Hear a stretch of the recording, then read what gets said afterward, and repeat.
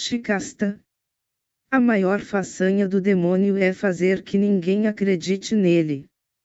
Trata-se, de fato, de uma divindade, mas que deve ser vista nos termos sugeridos por H.G. Wells, quando o homem lança contra ele seus vagidos. É como uma lebre insignificante que se aproxima de um leão numa noite escura.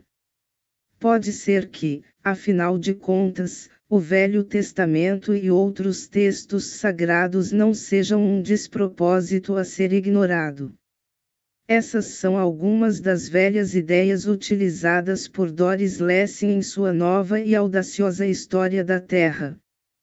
Poderíamos encará-la como a visão que se tem a partir de uma estrela a respeito das coisas e que inclua rigorosamente milhares de anos de evolução, desde o começo da vida nos pântanos escaldantes dos nossos primórdios até a quase extinção do homem na Terceira e Última Guerra Mundial, que breve eclodirá sobre nós.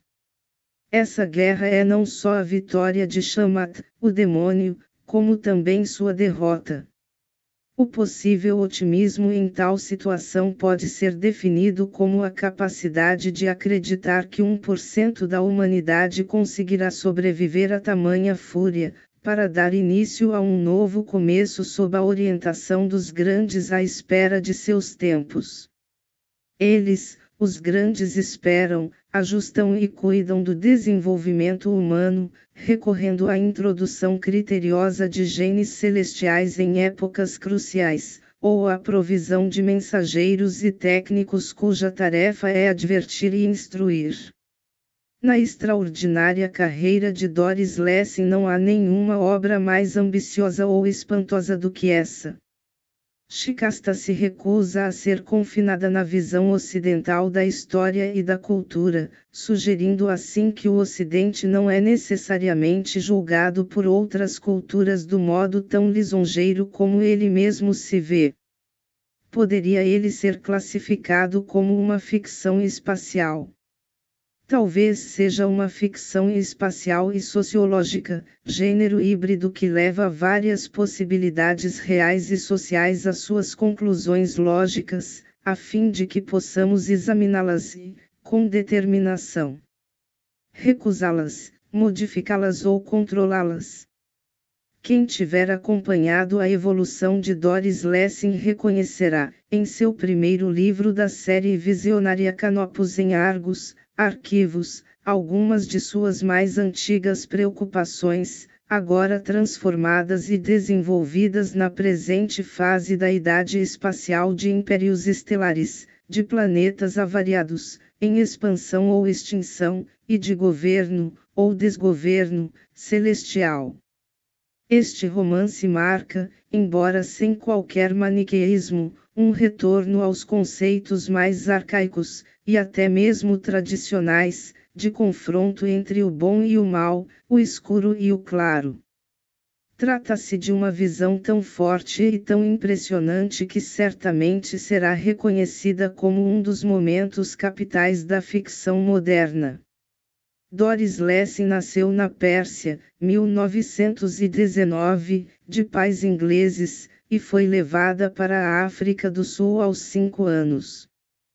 Passou a infância numa grande fazenda na Rodésia do Sul e viajou pela primeira vez à Inglaterra em 1949. Levava consigo o manuscrito de seu primeiro romance, The Gloissine, que seria publicado em 1950 na Inglaterra, Estados Unidos e 10 países europeus com enorme sucesso. Desde então sua fama internacional cresceu, não só como ficcionista, mas também como escritora de ensaios. Recebeu o prêmio Somerset Maugham pelo volume de novelas Five de Doris Lessing, é também, em tradução de Clarice Lispector, o romance Memórias de um Sobrevivente. Canopus em Argos, Arquivos. Referência, Planeta Colonizado número 5.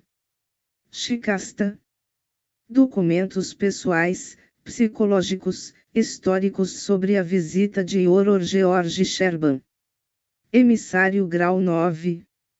87º grau do período dos últimos dias.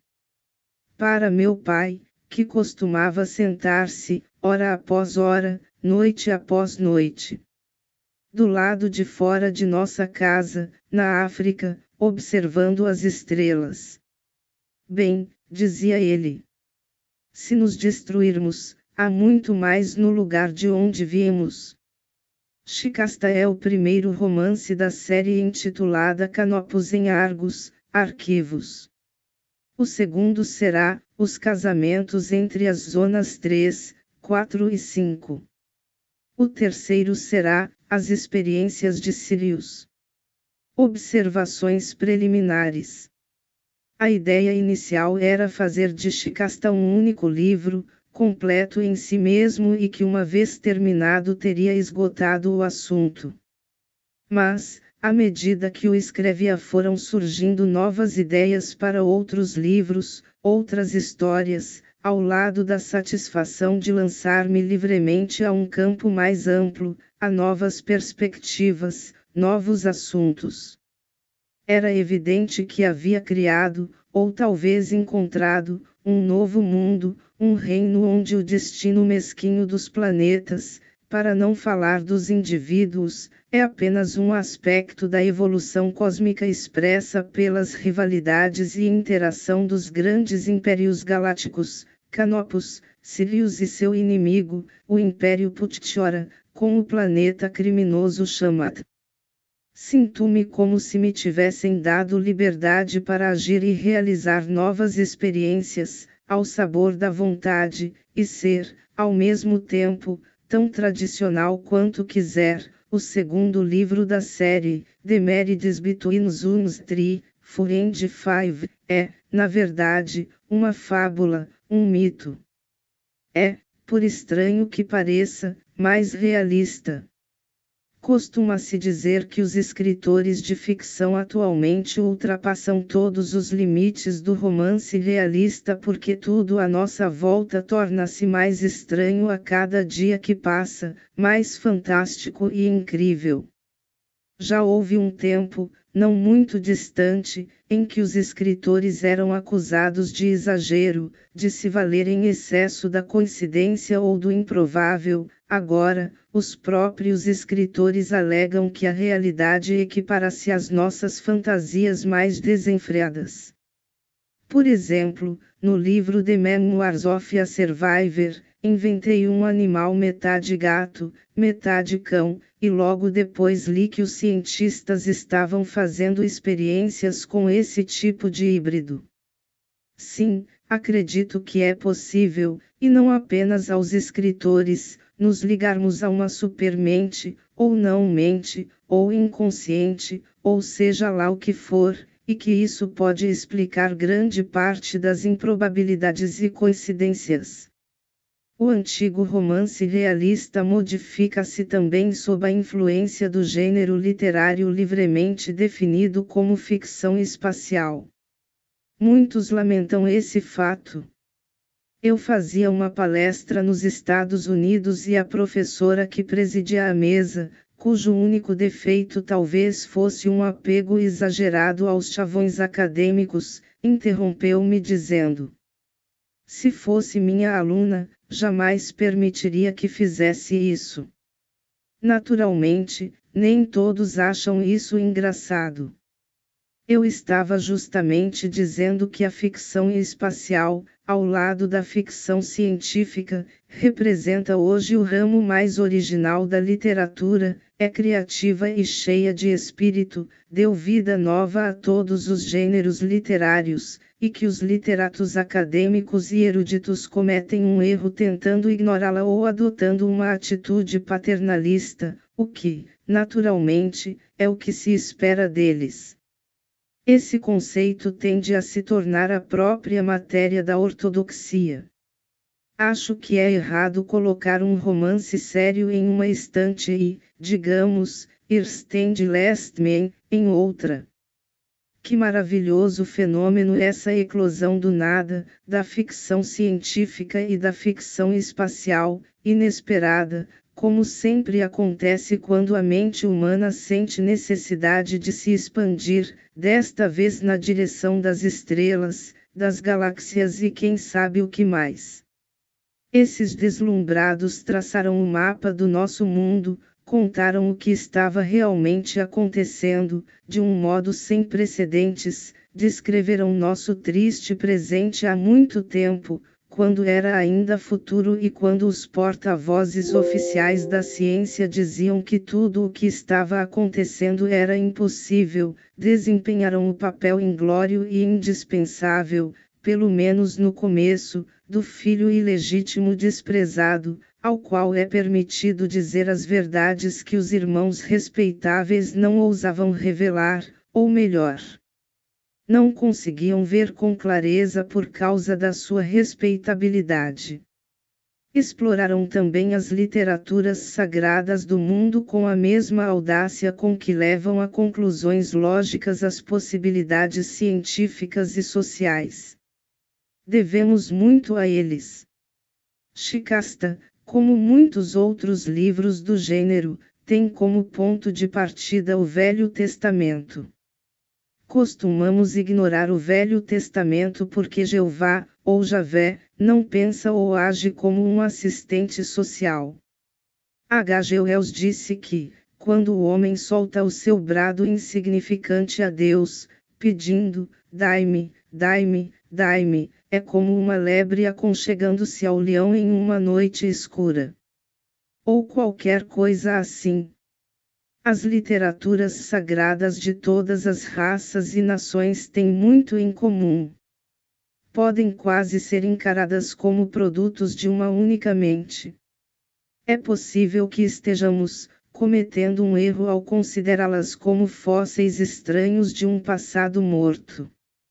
Sem falar no Popol Vuh, ou nas tradições religiosas do Dogon, ou na história de Gilgamesh, ou ainda em muitas outras nos arquivos, numerosos e hoje acessíveis, às vezes me pergunto se os jovens compreendem o quanto esta época é extraordinária, e como pode ser de curta duração, uma época em que se pode encontrar qualquer tipo de livro, e conservando nossa tradição e herança local, é uma prática interessante a leitura do Velho Testamento, que naturalmente inclui a Torá dos judeus, e os apócrifos, além de outras obras do gênero, que foram banidas ou rotuladas como não livros em várias épocas e lugares, e, depois disso, o Novo Testamento, e então o Corão.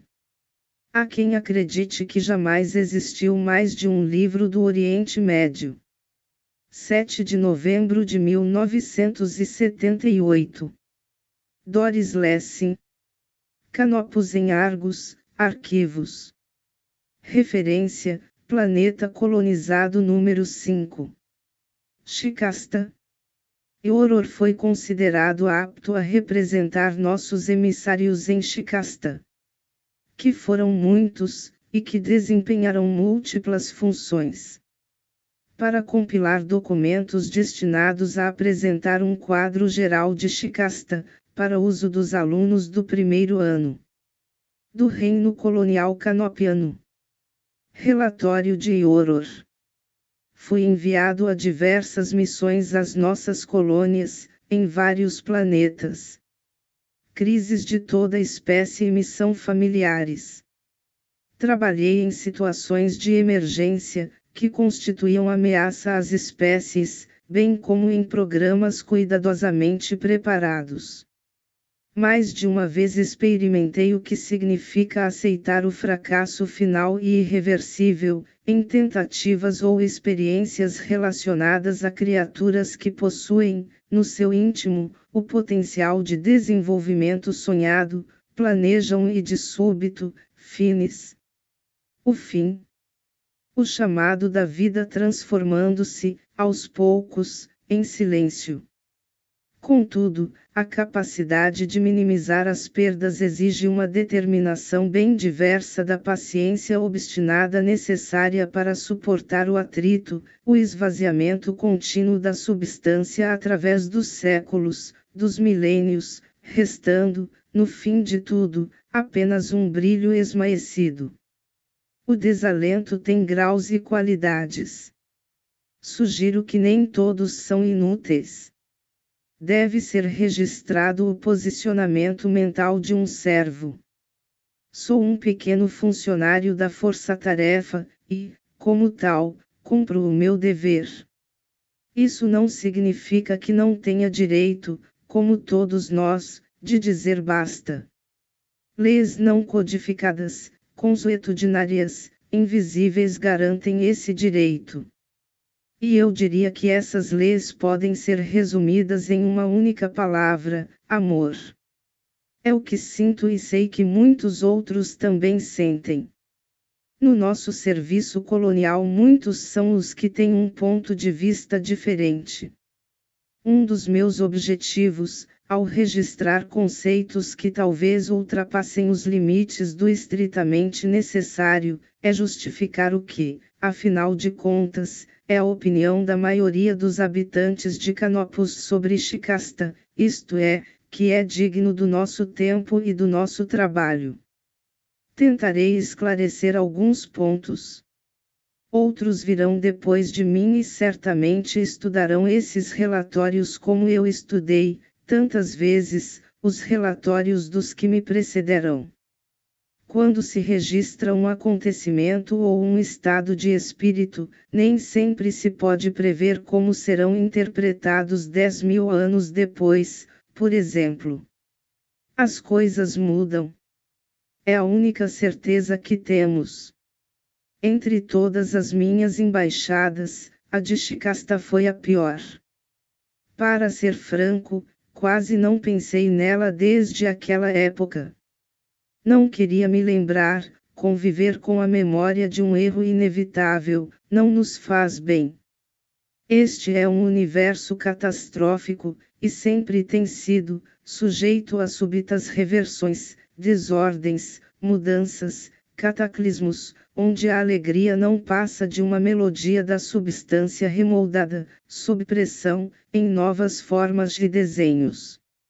Mas, pobre Shikasta, não, tenho procurado não pensar nela mais do que o necessário. Não procurei entrar em contato com o pessoal enviado, muitos milhares, em muitas e muitas levas, pois ninguém pode acusar Canopus de ter negligenciado Shikasta, a infeliz Shikasta, ninguém poderá dizer que nos evadimos a responsabilidade, os que foram voltaram e fizeram relatórios, como todos nós. Shikasta estava sempre presente, está constantemente na nossa agenda, a agenda cósmica. Não é fácil esquecer, pois continua sendo notícia. Quanto a mim, não me mantive em contato, informado. Não? Terminei o relatório, e isso foi tudo. E quando fui novamente enviado, em minha segunda visita, na época da destruição das cidades, a fim de verificar os resultados daquela longa atrofia, não permiti que meus pensamentos ultrapassassem os limites da tarefa a cumprir. E assim, ao voltar depois de um intervalo, mas realmente já se passaram tantos milhares de anos. Estou deliberadamente revivendo memórias, e esta tentativa de reconstrução dos fatos será registrada no lugar apropriado, ou seja, neste relatório.